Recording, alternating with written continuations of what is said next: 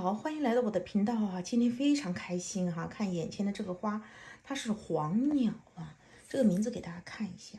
看，我刚从这个盆里面拿出来的，有点脏啊。它叫这个啊，BC Yellowbird Tiger Tail 啊，它叫黄鸟虎尾。BC 啊，BC 的意思其实是白拉索兰叶夫人哈跟一款橙色的卡特兰。啊，他们杂交，因为叶夫人她是白色的哈，白色的带斑点的，那个杂交的那个卡特兰呢，它是橙色的啊，非常艳的那种橙红色哈，所以杂交出来的品种，你看现在它的黄鸟就很可爱，有点现出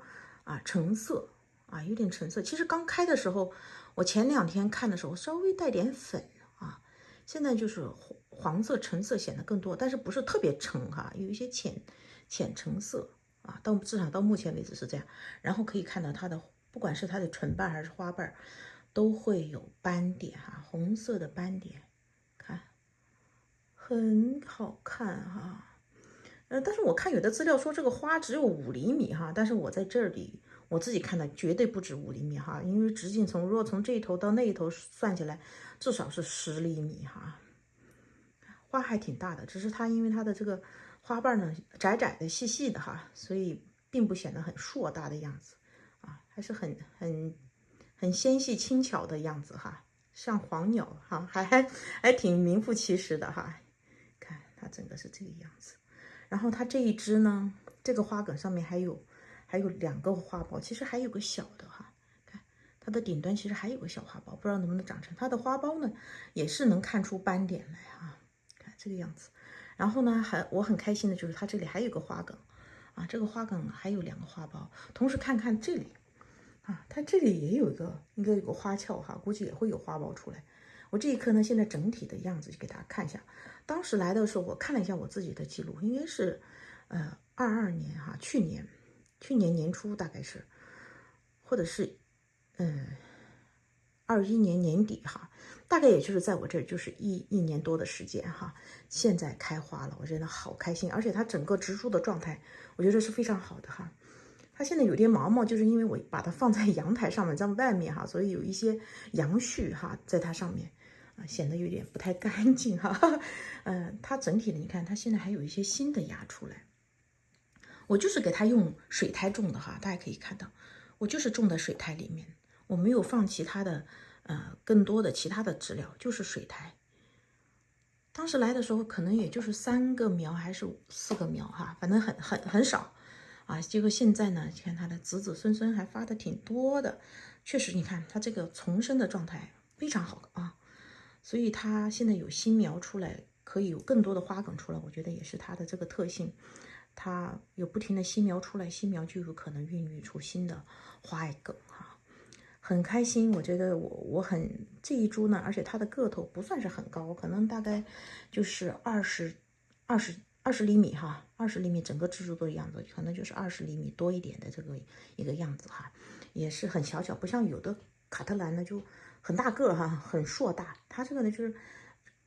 株型是中等的哈，现在看的是非常舒适的一个感觉，这个角度是吧？株型中等，然后它的这个重生的状态，因为它是有一点倾向外面哈，因为确实它是要寻找光源嘛，所以它是有点倒的，很好看。然后我就是一直给它种在这里面，然后外面有个套盆哈。我现在养到现在，我真是觉得兰花的这外面的这有一个套盆，对他们来说其实是一个蛮好的哈，因为有一些如果浇水了之后，它有一些余量的水会存到这个盆底，对他们来说能够保证一个不停的有一个湿度啊，维持一个湿度，但是又不会，当然你不能倒太多哈，又不会能够保证它的根部的这个湿润的一个环境，但是又不会过量的水在这里面的话，我觉得是对他们的健康是非常有益的。而且关于这一棵现在长到现在，我真正最大的我觉得一个感受就是它需要很多阳光。啊，是不是卡特兰都是这样的哈？它需要阳光是最多的。像我自己呢，就买来之后我就给它放到这里，然后给它放在冬天的话，放在我们家南面的窗户的最外面，最外面那一层。所以只要有光，它肯定是第一个能够享受到光的。好，然后到春天的时候，天气变暖，我就把它搬到我们家阳台上面。我们的阳台也朝南，也是放在最外面的位置，就是能够能够享受到太阳最多的地方，就是给它的。我觉得真心的觉得，因为我自己养的其他的卡特兰，我有心得的就是像，因为它也是白拉索兰，我倒是没有养过哈，叶夫人我没有其他的，但是这一颗我觉得我没有养叶夫人的经验，但是这一颗，因为我是觉得对它来说，我感受就是它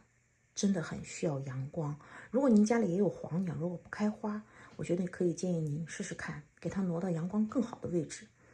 当然施肥哈也是很必要的。现在我基本上就是像它在这个比较生长的话，我基本上就是隔几天在浇水的时候也会带一些肥基本上是这样。隔几天浇水的时候要给它带一些肥，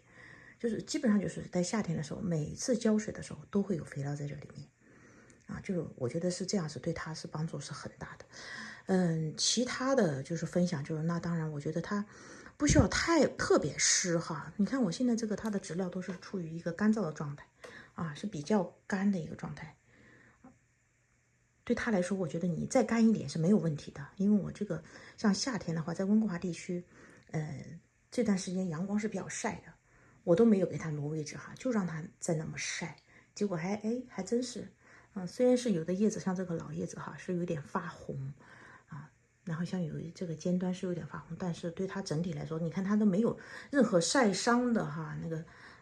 出来，我觉得它肯定也是蛮享受这样的光照的。所以他看现在能够有这么一个很好的呈现哈，所以这是就我来说养这个黄鸟的一个最大的一个心得哈。如果您也在大温地区的话，我觉得您也可以试试我这样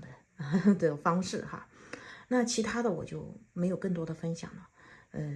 等它花，如果它能够开得更多的话，然后据说对，还有一点，就据说它这个黄鸟的其实花期还是不错的。像我看有的博主说它的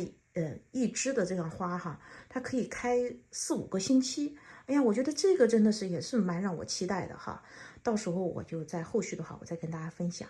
好吧？那今天的视频就在这里，我的这一颗黄鸟，美丽的黄鸟，可爱的黄鸟。